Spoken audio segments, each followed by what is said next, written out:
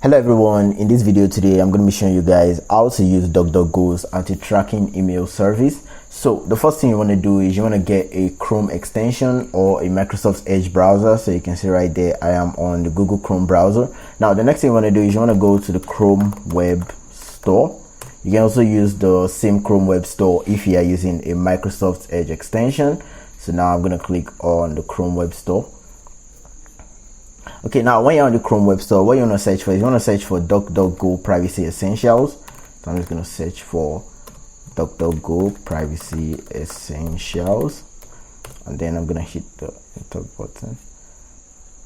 Okay, so you can see that right there. This is the extension, the DuckDuckGo Privacy Essentials extension. So I'm just going to click on that. Then I'm going to click on Add to Chrome, and then I'm going to click on Add Extension.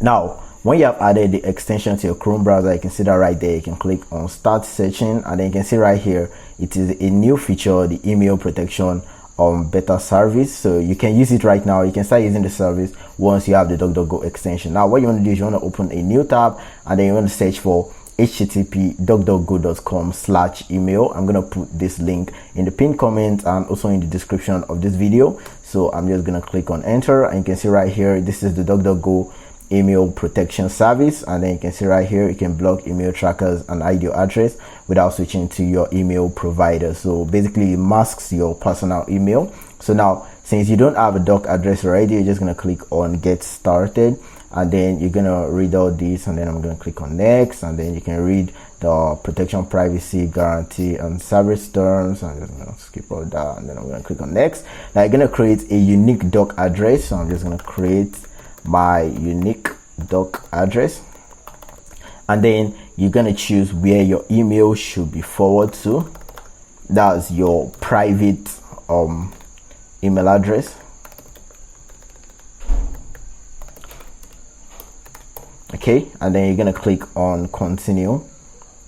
So now you can see both addresses are correct. Once created, your doc address cannot be changed. So anytime I receive a mail via this doc address, it's going to be forwarded to my personal email address, and then I'm just going to click on this is correct. If you made a mistake while you were setting this up, you can click on go back to edit. So I'm just going to click on this is correct, and you can see that's very instant. This doc address is now mine, and if I want to mask my email address, I'm just going to put my doc address instead of my personal email address. And what the doc address does is that all the spam mails you get from some websites you visit online, when you use your doc address, then you're not gonna receive any of those spam mails. You're just gonna receive the important information you need from the website, and you're not gonna get it with the malware or the spam or the trackers that come with external websites. So now I'm just gonna click on next, and then I'm gonna click on done.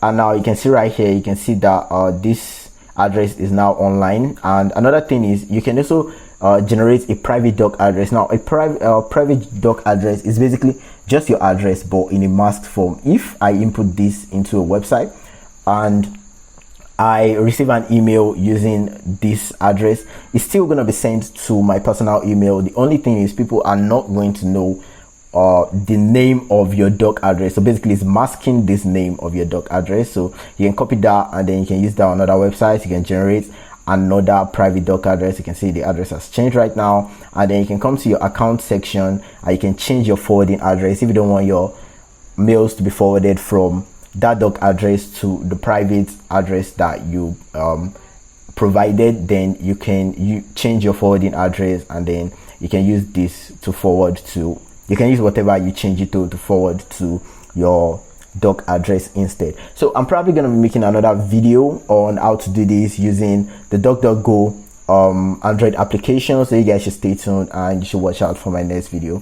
Thanks for watching, guys.